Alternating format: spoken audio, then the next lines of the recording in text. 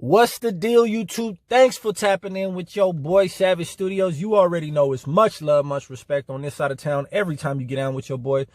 Yesterday's video went up, all the way up, man. Check the views if you don't believe me.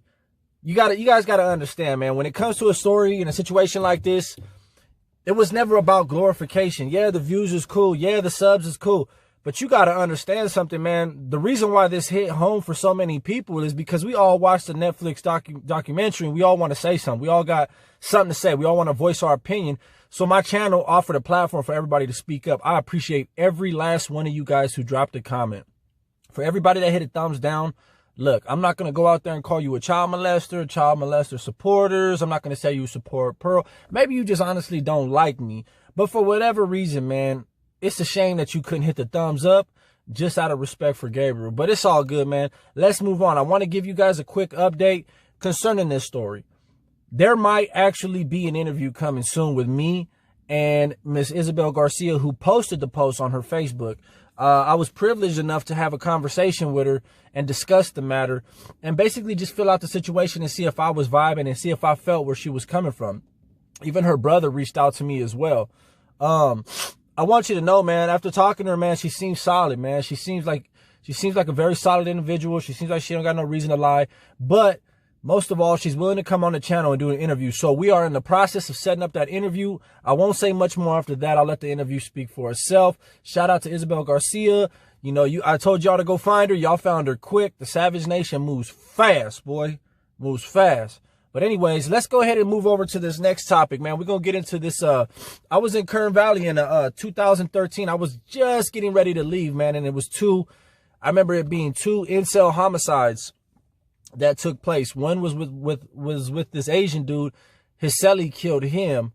And his Celly actually had the bad paperwork. So his Celly was in there for like sexual battery, all kinds of foul stuff, and ended up killing him. I don't know exactly what block they was in, so he could have been in any block. He could have been in EOP. Anyone don't know what EOP is EOP we don't get a chance to really get to EOP inmates. They're like special mental inmates and whatnot.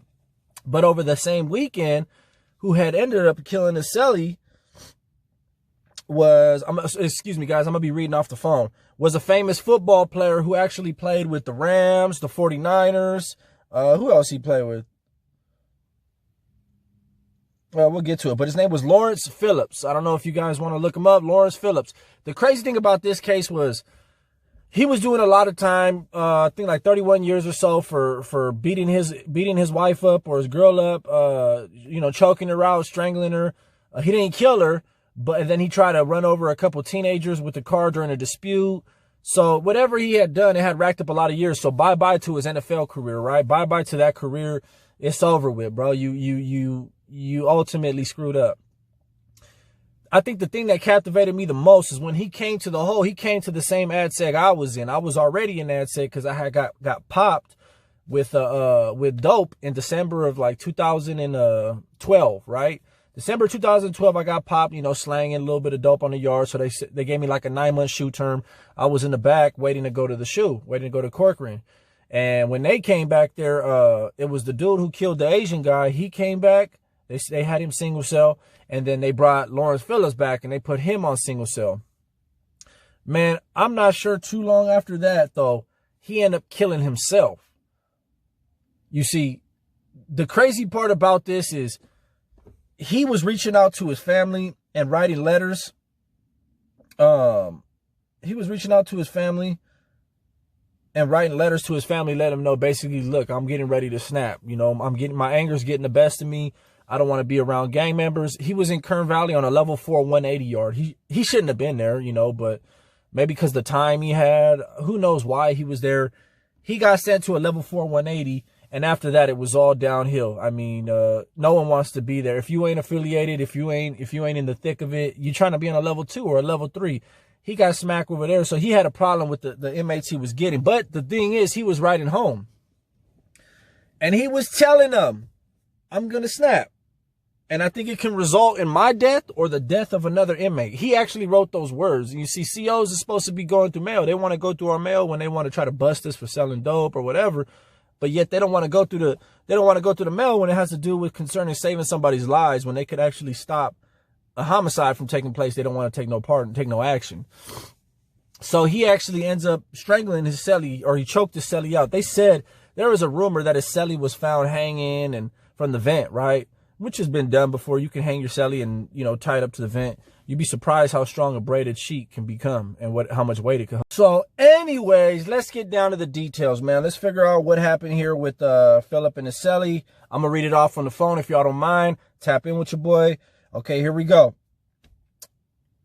Prison officials removed Phillips from the cell and later found suspected blood on Sauer, Phillips' t-shirt, and several items in the cell. According to the incident report, which noted Phillips had an abrasion on his right forearm and cited strangulation as a suspected cause of death. This is somebody who was tapping out, man. He was tapping out mentally, emotionally. He was writing letters home, telling his mama, look, I'm about to kill me or somebody else.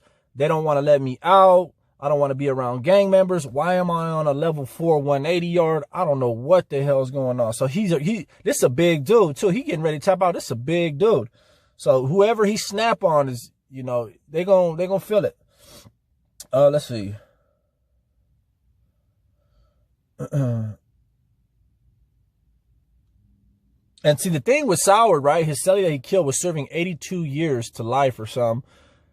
He was just in there for that day. He had barely landed there that day, and he just landed in the wrong cell, man. He landed in a cell that was fatal. It was a fatal bed move that shouldn't have happened, because now the family's filing a lawsuit saying that Sauer, the victim, was never even supposed to have a celly. He was supposed to be on single cell status.